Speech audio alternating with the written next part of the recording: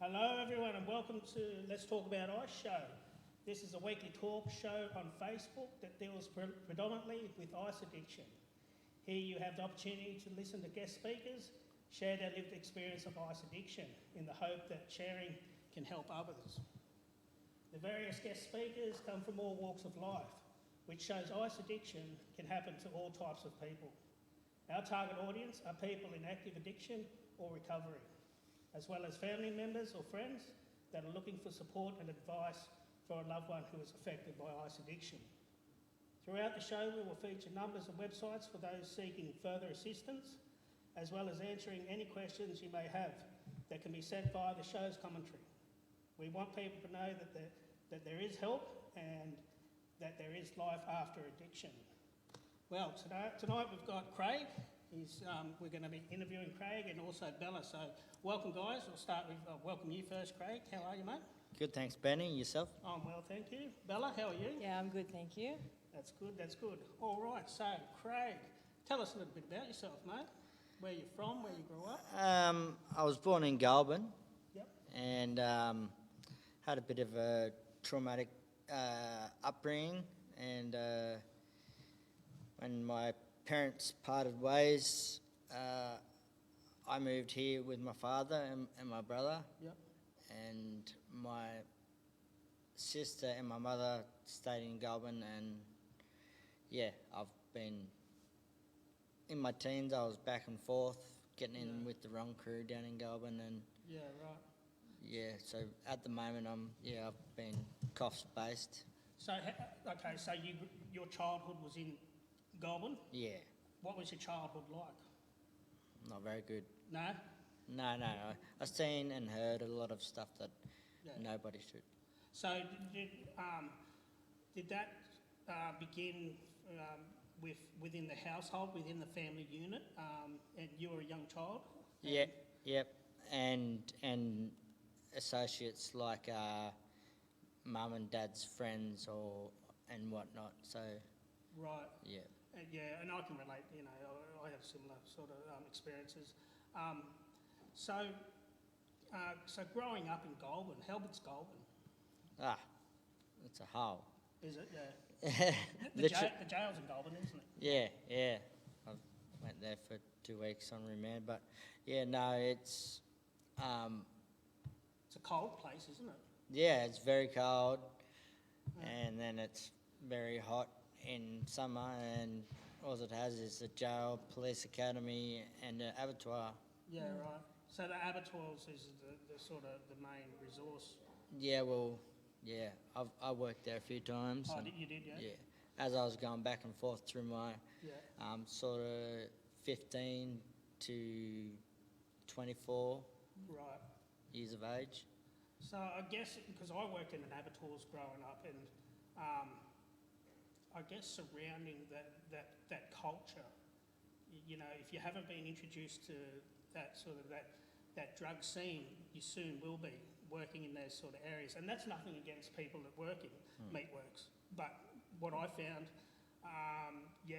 young men and women, fistful of cash, and these opportunities coming up. So I imagine, was that when you first experienced drugs, or do we have to go back a bit earlier? Was it more in school?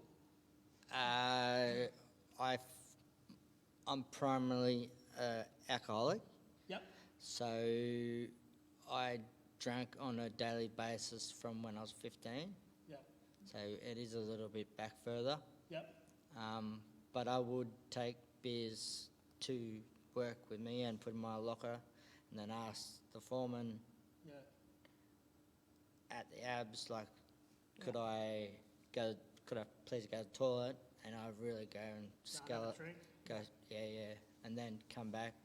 Yeah. Right. But yeah, exactly what you were saying, and that is a trend. The culture, it is. Yeah, amongst- 100%. I guess the pots there. Yeah. And then the harder drugs. Yep. And I guess that's. I sort of was introduced to it a bit earlier in high school. drinking was a thing, but I wouldn't class myself as an alcoholic. What about you, Bella? Have you had a problem with the drink? Not really with the drink. Well, I was a drinker, but I was more into using ice, and the drink was to put me to sleep. Towards the end, I started to drink a lot, but yeah, it wasn't a big thing at the time. It was more along the lines of ice and prescriptions. Yeah. I think they tend to go hand in hand. Like if I'm using gear, it all depends what sort of mood I'm in. If I'm about 3 days in and I want to take the edge off, Yeah. I'll have a drink. Settle you Yeah. down. Other people, they're drinkers, but so you were going back to your locker, you say, to have a drink while you're Oh, yeah, all the time. I'd be getting picked up at 5 o'clock in the morning, and I'd have a beer in my hand, Yeah, right. and the boys are just going, "You're crazy." But what you just said then about having a drink to calm your nerves, so I do that with prescription pills. So right. I'm addicted to Valium as well. So Yeah. I'll just smash 6 of them or something, and that will just get me on the even sort of kilter, and then I could keep drinking, but the ice or the cocaine or the speed or whatever I'm having to keep myself up so I can keep drinking, it takes that edge off that little bit of anxiety and panic and coming down sort of feeling. Yeah, I do. I know what you're talking about. You need something to take your edge off, so you can, I don't know, feel good about yourself.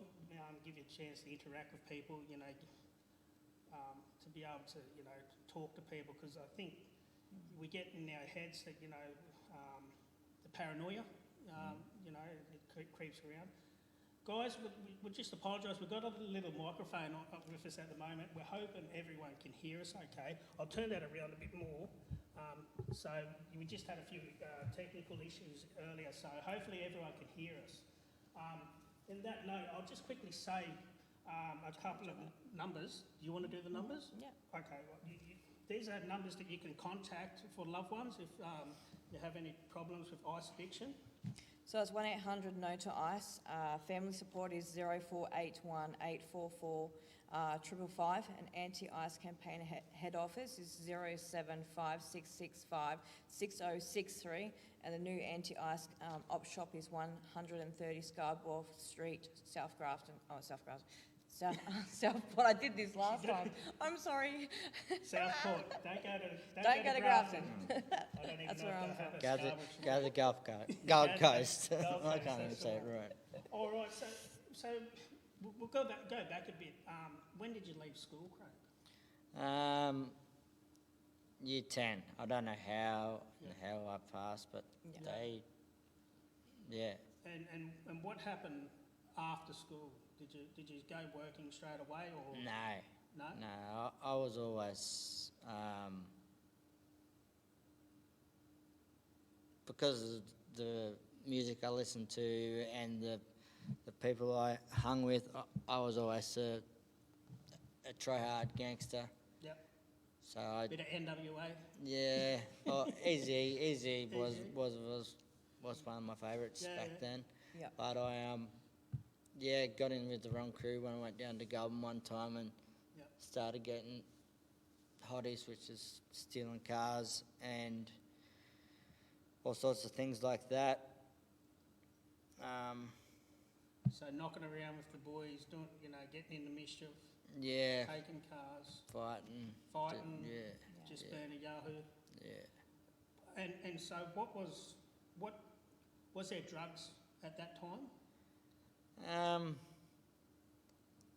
Some, but I was mainly alcohol. Yep. Because I'm 39 years old now. Yep. And I'm talking when I'm 15, 16, 17, Yeah. So it's a long time ago, but So alcohol's been your main concern, main drug of concern. I'm still not Yeah. in sobriety. Yeah. Yeah. And okay, so I've seen you in meetings before. Are you clean? Have you been clean recently, or are you still in addiction at the moment? I was clean for a little while, and then I had a relapse, and it went for 3. This was at the start of June. Yeah. That bender went for 3 days, and it only got stopped by me having a head-on car accident Right. Yep. in my car, but I wasn't driving. But I won't say any more about that. Yeah. And so, that was just full of alcohol and ice, and just to keep me going. And I've found when I have ice, and I've been drinking, I can make the really Change. and my decision making, like it just, I don't give a shit. So it's worse if you're drinking and using ice. Oh yeah, Yeah. yeah, And so normally it'll begin, okay, having a few drinks, yeah, and then someone says, let's go and get a bag, or yeah. and you're like, Let's get some well, dots. that's not what I was intended, but Yeah. yeah, why not? Yeah. And then, so what happens then? You sort of, how long till you start? How many days in are you before you start using the ice? So you could be drinking for a day, and it'll sort of start. I drink pretty quick, so that same, just say I was to start at 2 o'clock this afternoon, Yeah. at about 11 o'clock tonight, I'd be into whatever I can Chasing. get. Yeah. Yeah. I think I was the same as well. I used to, when I started drinking, it'll always lead to getting on it. So Yeah. it was my starter with the drink, and then it would end up to, a couple of day benders and that. So Yeah. I decided that I can't drink at all because it puts me in the path of That's right. using other stuff. So yeah, I understand that completely. Yeah, well, that's the thing I try to explain to a lot of mates of mine. Like, you can't expect that you're going to be able to quit ice. And like I've been in many rooms where I've got people just like banging it up all around me. And at first I started it orally, and I'd just have it orally. Yeah. And then I started to smoking it. Yep. And they seem to think that they can get off it and have a drink. Yeah. And I'm like, well, the first time it might be okay, you mightn't do anything, but second time you mightn't, but there will be a time where you'll make that stupid decision Yeah. because you're intoxicated. Yeah. Oh, one little bit won't hurt me, hurt me, and they'll have a little bit, and then they might be back on it Yeah. for good. And it just takes one little taste, and Yeah. it's sort of Yeah. downhill from there. Yep, that's right. Exactly. And I think that's an important message Yeah, for people that are trying to kick any sort of habit. Yeah. Because with alcohol, it's legal. And that's right. you can go Yeah. to the pub, Yep. and us being addicts, it's the reason why I don't drink. Yep. Because I'll start getting drunk and I'll be like, oh yeah, I want to get on there. Yeah. And like it's just, Mm, so I've got to knock it on the head altogether. that's right. Two things I keep away from to stay sober. That's alcohol. Yep. And other users. Yep. Because then, like, I'm pretty solid in my recovery, but you put a bag in front of me, and if I'm having a bad day, Mm. my mind's going to tick over and think, maybe one, or, Yeah. I don't want to feel like this any longer. So, Yeah. Exactly. Just suppress it for just for today. I'll just suppress it today, and it'll be all good tomorrow. But but even at that, being an addict, you sort of, you're thinking, okay, yeah, I'm not even going to think about it. I'll worry about the consequences of that. Before you know it, it's yeah, eating you up. yeah, You know? yeah. And like I say, once you start, it's not just one shot. It's not just like, I'm going to get on it for today. Mm. But, it's going to go on for like, until you crash and burn, Yeah, or until you get yourself into trouble. yeah. And Well, that you, could be you know? years as well. yeah, You know. you're 7 days old or something, and then you might go to sleep for 2 days, and then do it all again. And, the unfortunate thing here is we know all this, but yet for some reason that there's a relapse going on. And I want to talk about that with you, Craig, because I know you've had periods of sobriety and then you've had that relapse, and I know you have as well, Bella, but I'll start with Craig. What happens with that relapse? How does that occur? I mean, we've already touched on it with the drinking, but is there other aspects of your life that are going on? Yeah. Yeah. To be perfectly honest with you, I've always thought I'm less than, and I've always thought that I'm not good enough. So it usually will start a relapse over a girl, Yep. I'm the same, mate. and nothing really happens out of that anyway. And I think it's just my my disease trying to get its way back in there. I don't know, but 100%. Yeah. And what about you, Bella? The reasons why you've Yeah, relapsed? I think there's always a relapse starts a long time before we actually put the drug or drink inside Yeah. us, so it can build up from months beforehand. It's always it comes down to unsettled issues within inside here, or triggers. You've got triggers, like some of the triggers for me will be my past things that I struggle with trauma as a childhood, so that date will come and then I'll just, it will come to a relapse, but it might be a month later after that date, but, so it kind of builds up. So that's when it comes to I've relapsed twice in my recovery. It's a horrible feeling, but I guess it's, it happened and you just have to build back up from it. I think you get stronger every time as well. But yeah, relapse are a build-up of unsettled issues, I think. So, yeah. I agree. Yeah. With you, Craig, what's the longest period of sobriety have you had? I've had 87 days since I was 15. And that's without a drink, you say, or is that other drugs? Or Without yeah, drink or anything. right, Like proper sobriety. yeah. Let's talk about life in addiction. What does that involve with you? It is pretty horrible. It's a cycle, isn't it? Yeah, it's a big revolving door, and like it's it's not good. Like a lot of people will say, "Oh, that's all right. Oh, he's just a crackhead, or he's just an alco, or that." It's not easy doing that. It's hard work. Yeah. You feel like your body. You don't feel good. Like it. Yeah, it's like you're using against your own will, and there's a lot of things that come with it that people don't understand. Yeah. Well, they can't understand unless they've been in that situation. Yeah, and I think that's the hope that our viewers can sort of, relate to the stories and the people we bring up here, because it's absolutely true what you say. It gets to a point where I don't want to do this anymore, but you're just trying to get through a day, and you'll say to yourself, okay, if I can get through this day, just one hit or whatever, one drink, and then I'll worry about it tomorrow. But tomorrow never comes.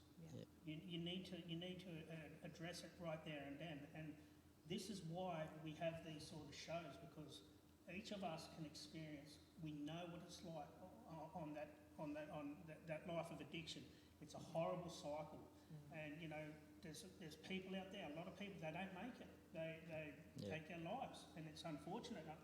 Each of us, we could rattle off people that we've known throughout the journey 100%. who have not made it. And a lot of people, they don't fully ever get over the drug. But we're just trying to share our stories and let people know that there is hope after addiction.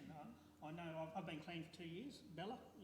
I've been battling this for about 2 years and 8 months, but I'm going on 8 months since my relapse. So yeah, I'm a constant relapser. So Yeah. which sucks, but it's the I'm a habitual relapser, so Yeah. I started properly trying to get clean and sober at the start of 2015, and that's the longest I've had is 87 days. Yeah. What, where do you think you're going wrong, Craig, with your relapse? What's not working for you?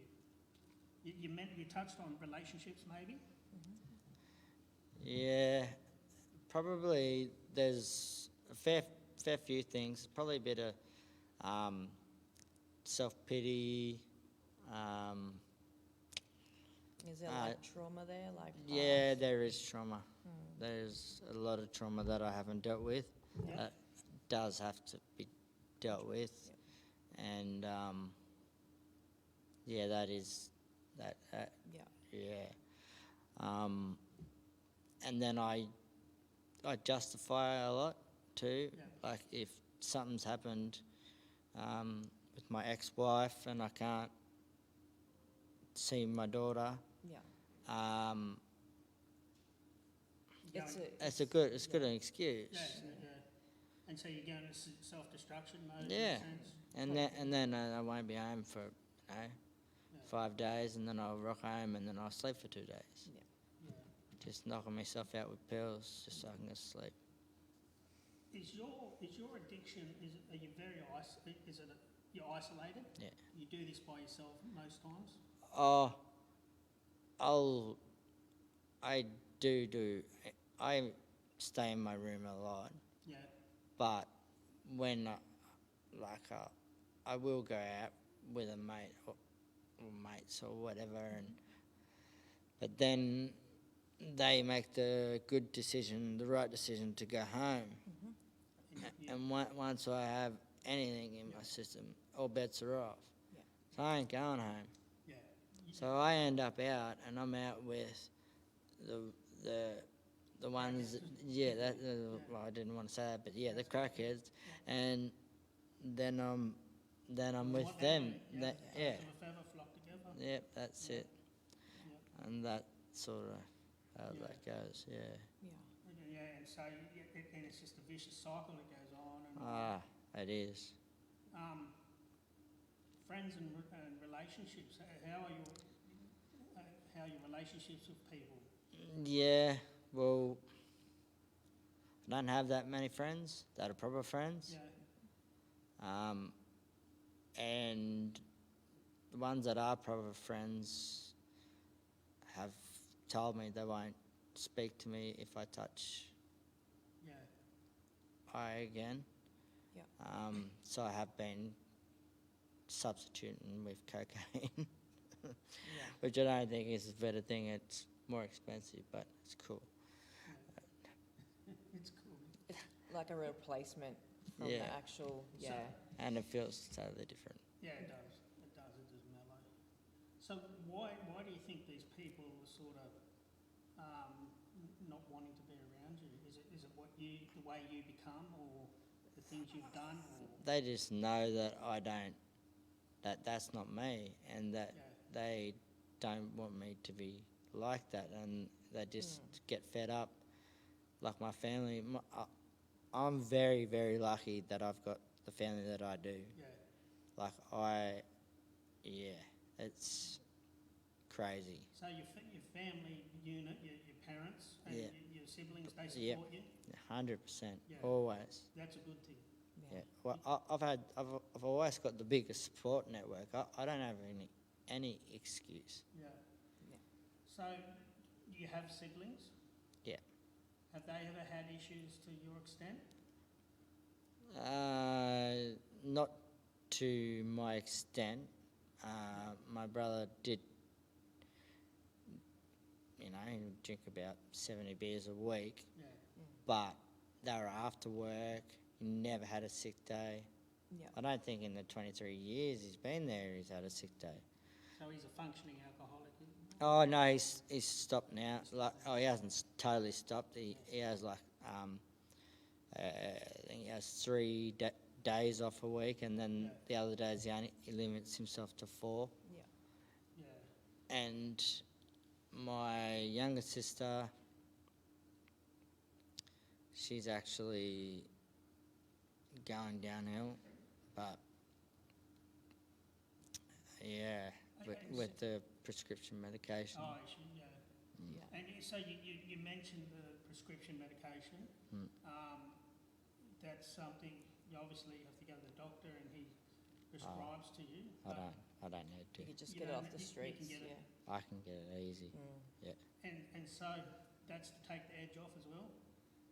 Oh, yeah, and sometimes if I want to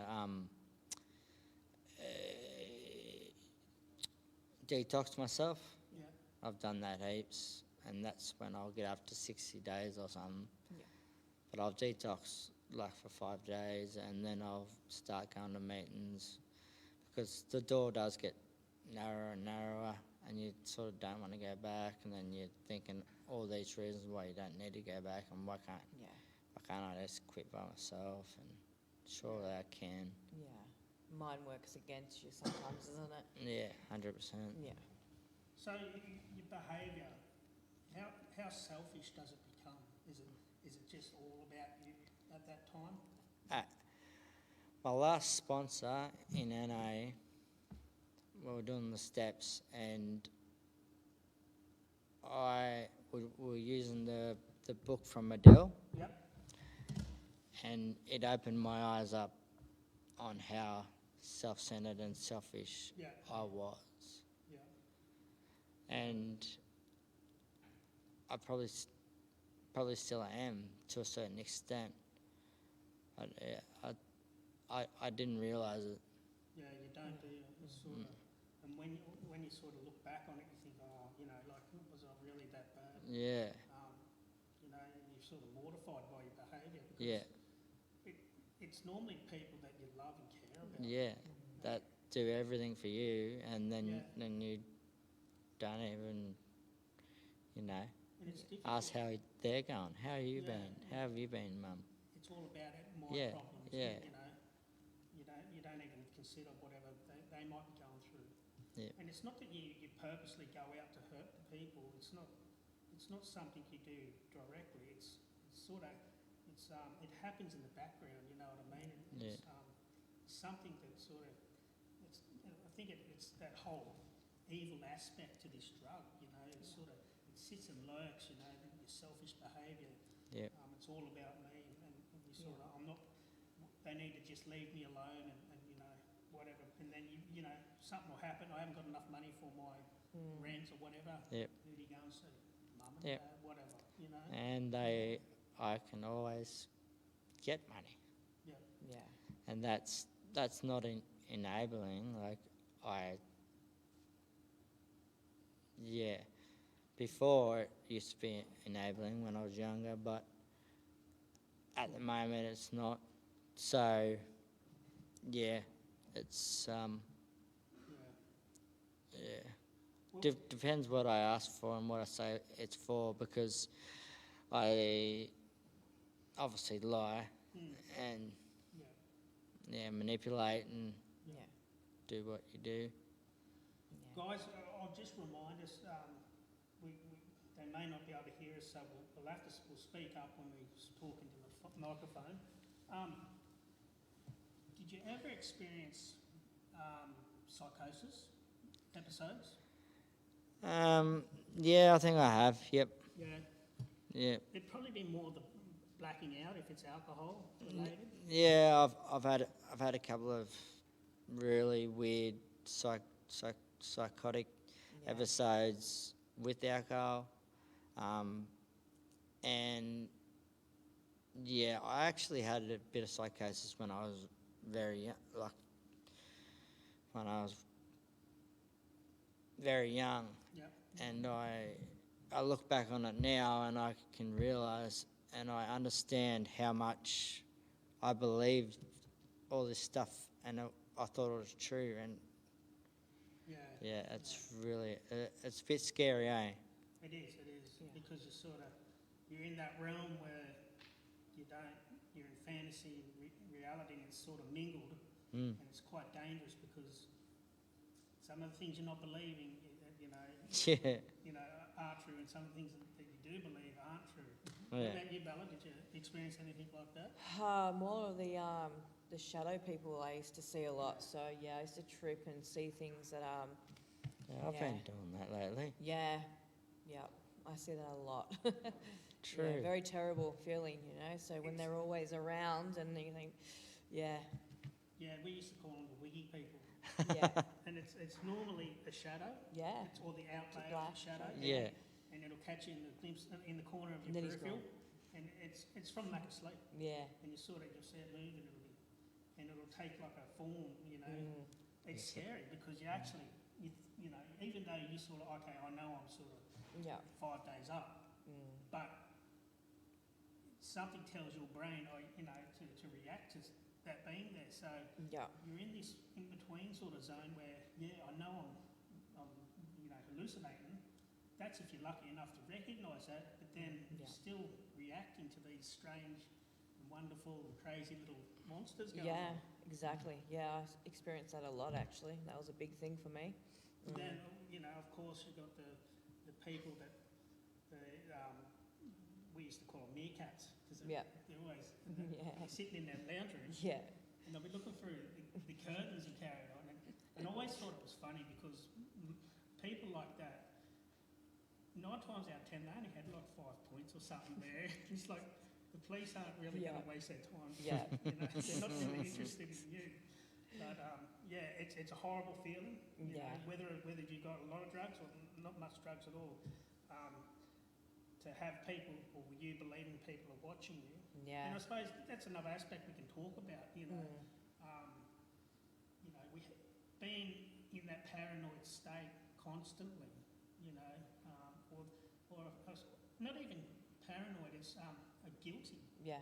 You feel guilt for what you're doing. You know, Yeah. Have you ever experienced that? Yeah. Yeah. Yeah. Yep. I was glad that when Bella said about the shadows because Yeah. I thought that was just a thing that that was happening to me like Yeah. like in the last year, but it's No, not. they're definitely there. Does it happen when you haven't had much sleep? Yeah. That's what it is. Yeah. It's lack of Happened the other night. sleep. Yeah. Yeah, it's bizarre. You know, like these things, lack of sleep, or your mind will play tricks on you. Have you ever been sitting there and then you at a table and then you're talking to one person, you go that way, and you sort of having micro sleeps. You're blacking out. Yeah. Yeah. Yeah. I mean, that's what, you know, driver fatigue. That's what that's all about. Yeah. Yeah. Yeah. I remember doing that. You know, I went one town dealing, and then I'm going back to the Gold Coast, and Yeah. I'm dozing, and I'm Yeah. thinking, Yeah. I need to pull over here. I Couple used of times I yeah. hit something. I used to see the trees, and I think there were people as well Yeah. when I was driving. I'm like, oh shit! Oh no, it's just a tree. And you're doing it. You're just like, fuck, go to sleep. You got the music cranked up, you're doing it, slapping yourself. Yeah, you're like, But, you know, it's a horrible thing because it's a dangerous thing. It is. It's Hundred. not only for you.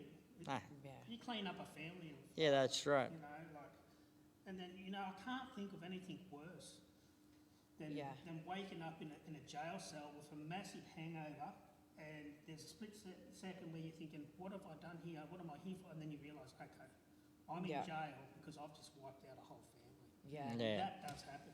That Exactly. that Yeah. would be a horrible, horrible feeling.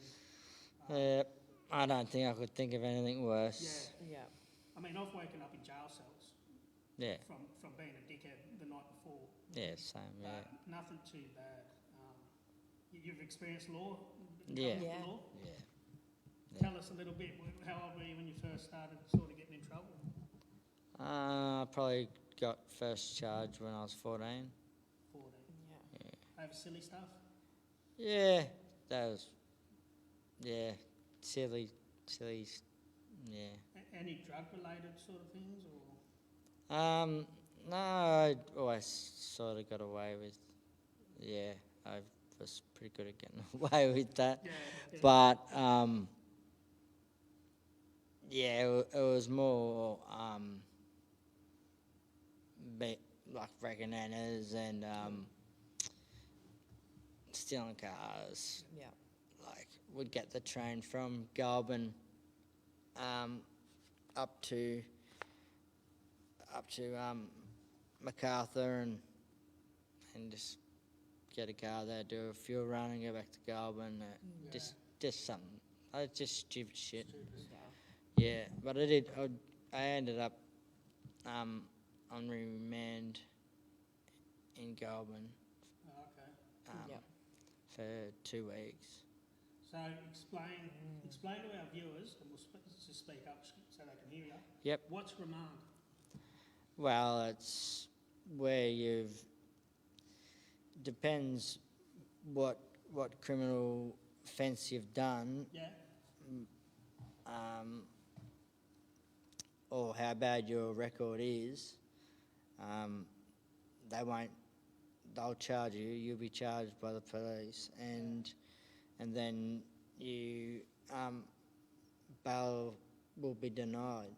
And when your bail is denied, then you go sit in jail until you can either have your case heard or appeal to get out, so you can be out on bail with stricter conditions. So you're waiting for your sentencing. So if it gets adjourned and you get denied bail, you've got to stay in that remand centre. Yeah, And you were there for 2 weeks. yeah. What was that like? Not a place you want to be? No.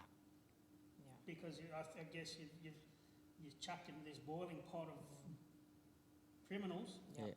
and no good can really come of all that, Yeah. I imagine. No, especially in Goulburn. Yeah, well that's right, and Goulburn's quite, It's one of the hardest Yeah. prisons, yeah. it's well known for, being the type of jail that it is. And what is 2 weeks the longest you've been in lockup for? Yeah, it's only. So you got your court date, it was heard 2 weeks later, and then you were released. No, I got bail. Oh, you got Yeah, bail. yeah. But then I got, just like, Yeah. I didn't have to do any. They were gonna make me do weekend jail, but Yeah. yeah. So How old were you when that happened?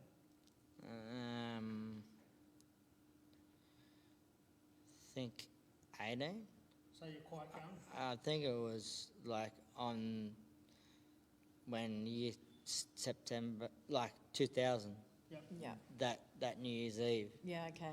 Yeah, because Yeah. we got done in a hottie that time, Yeah, right. and we took our socks off and put them on our hands so we wouldn't leave fingerprints and that. Yeah. And then this other dick that was with us, Oh no.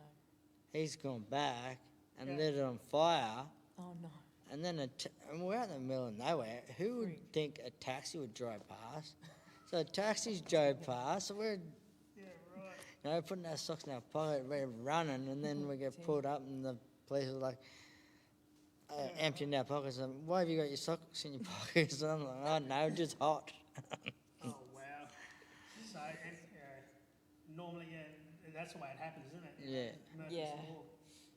You get yourself in trouble and it just happened. You're thinking, of all nights. It's the first thing Yeah. that comes to your mind too. You just oh, well. Yeah, understand. So, and that was, you were 18 years old, you've been put in the lockup. Yeah, That would have been quite a daunting experience being a young man. yeah. Yeah. That incident, so that incarceration, if you could call it that, you would have got a conviction out of that, of course. Yeah, I've got heaps of convictions. Has it affected you in life Um, with jobs and that sort of thing? the latest ones that I've had Yeah. are Yeah. because I've got to wait a certain amount of years just from breaches of AVOs and stuff. And when you say wait a number of years, that means parole periods, is it? It's Probation or whatever they call it? it's like in the industry that I work in, they might need a 5-year and you not have a registered conviction on your file for 5 years. Yeah. Some might be none and no convictions, and then some might be 3 years. Yeah. And so what area of work is that? It's mental health, Yeah. support work, but Yeah. I'm more looking towards life coaching. So Yeah. because I've had a traumatic brain injury Right. and I was diagnosed with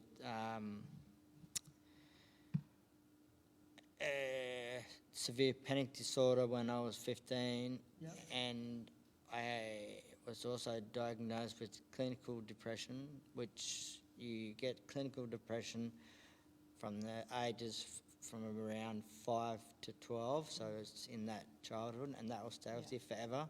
Yep. And yeah, and then all the addiction stuff too. Yeah. So in that way, this is what the NDI, the person I was talking to at chess told me that I would be good at with my life experience, because if someone's had any head trauma or anything like that, or any addictions, like Yeah. I can tell you, but I can't do it myself. Yeah. Okay. And, yeah. And I guess people with that sort of issues can relate to you as well. Yeah. And you can say, this is how I've dealt with it. Yep. Yeah. And, you know, of course, you know, if someone that's had a panic condition, Yep. you know, I'll take my hats off to you, Craig, for coming on the show today, because Oh, I still have it. I take a lot of medication. yeah, and I think that's, you know, that's probably led to why you've taken your medication, because you've got these conditions. Yeah. But do you find talking about it, does that help? Is there a power in sharing, do you think? Yeah. Well, I never really I never used to rate drug and alcohol counsellors. I never rated psychologists, because I just thought that I knew, and Yeah. I basically could go in there and just know exactly what questions a drug and alcohol counsellor is going to ask me. Yeah. Same as a suicide risk, because I've worked with mental health and all that. Yeah. I know what to tell them. Yeah. Yeah. I know what they're going to ask me. Yeah. Yeah. Right. But it's So, what was the lowest point that you ever found yourself in addiction? Like, have you been through extreme sort of thoughts of anything from harm to suicide or anything like that? Have you experienced that? yeah. Yeah. But I've never really had a plan, Yep. and I've put my family through enough, Yeah. so I wouldn't be able to do it to them. But I've not wanted to be here. Yeah. Yeah. Yeah, and I think people do experience that, but they don't want to have to go through that actual event, because I imagine it would be a horrible thing. And, you know, people that do go through with that, it's not just that actual event, it's the whole lead up to it. Yeah. You know, they're sort of knowing they're going to do it. So it's quite sad, but this is why we have this show. This is why we're talking about these things. We want people to know. You experience these things. Ring these numbers. 1-800 No to Ice. There is help available, guys. That's 1-800 6686 423. We've got the family support number 0481 844 555. And then the AAIC, which is the Anti-Ice Campaign Head Office, that's 0756 65 6063. Ring those numbers. If you have a loved one and you know someone that needs help, reach out, get that help. There's help available. There is life after ice, and I can verify that. I've been clean 2 years myself. I can't say I've ever relapsed, because I never really tried to get off it. But now I've tried, and I spoke about earlier, the things that helped me was keeping away from the alcohol, Yeah. keeping away from those influences, the friends and that. Yep. And one you also mentioned, Craig, that, you know, I fall apart on, and that's relationships, girls. Yep. I go in that self-destruction mode. Yeah. And it's quite horrible, you know. There's a lot of triggers. There's like, if we know our triggers, and we can Yeah. you know, have we need our own willpower to be able to hand our willpower over to a higher power. So, yeah, there's a lot to it. But yeah, understanding your triggers and people around you like understanding too, which I've been blessed with that as well, and I still stuff up. Yeah. Like they don't want to. They know what triggers are for me, and Who's that? Other people around? like my mum, my sister, like one of my really good mates. If he knows that I'm trying to get clean, he won't call me.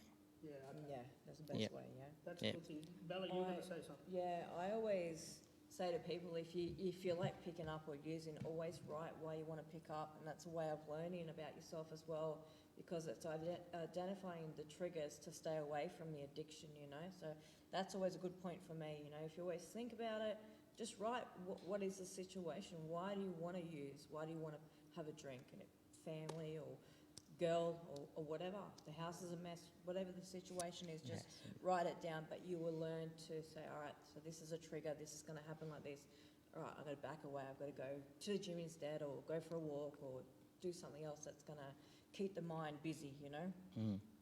Craig, what have you lost because of addiction? My mum and I were talking about this the other day. Right. I reckon it's about 5 cars, Yeah. a house, a rental property, my wife, which I didn't really care about because it wasn't going to happen. 2 daughters, a shitload of money. Yeah. Friends, and yeah, just no,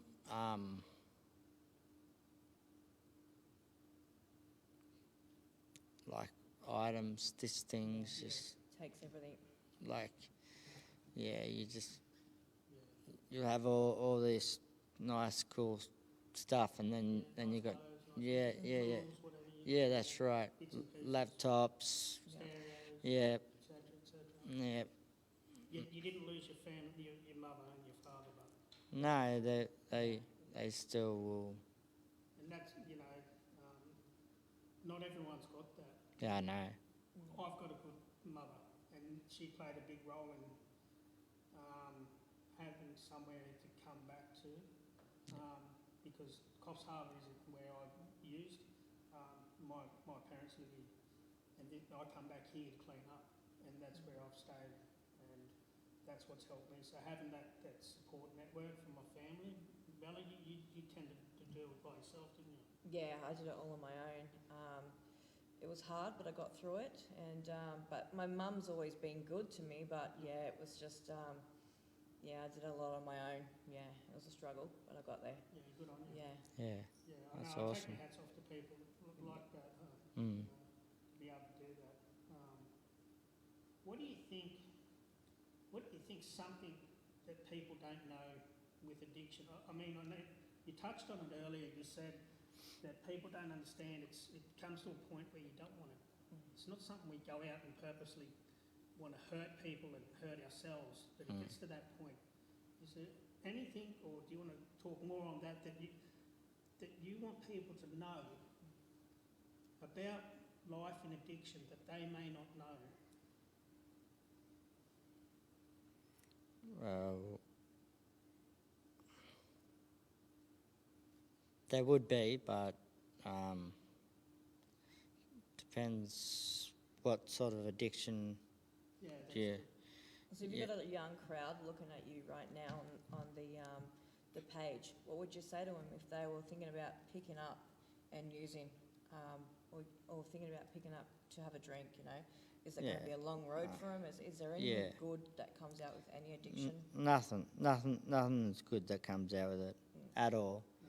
Like even being an alcoholic and having a bit of agoraphobia, which means I wouldn't leave my bedroom unless I was drunk enough to go.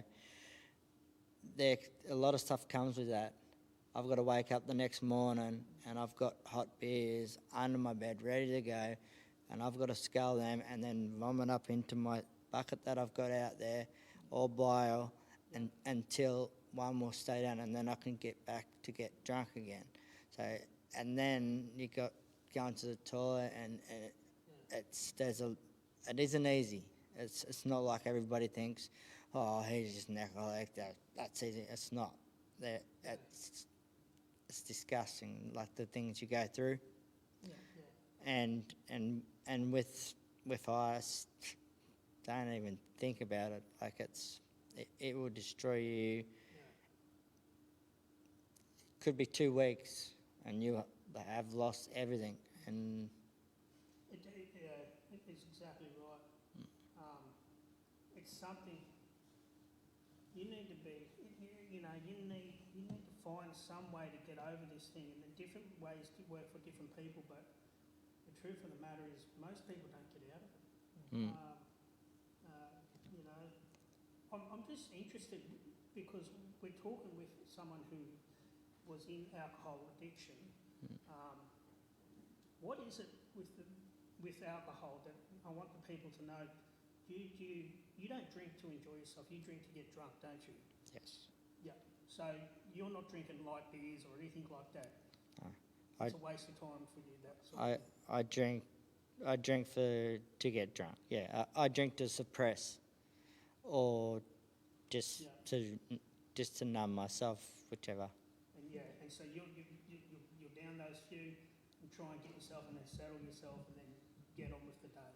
And then everything else that comes with that, run into mates, they're on gear, whatever, this sort of thing. One thing leads to another, and then What life lesson have you learned from this? Life lesson. If you could go back to when you were 15 again, what would you say to that 15-year-old, that young fella? It's okay. You don't have to be like. I needed to share. Like I needed to talk to people and share and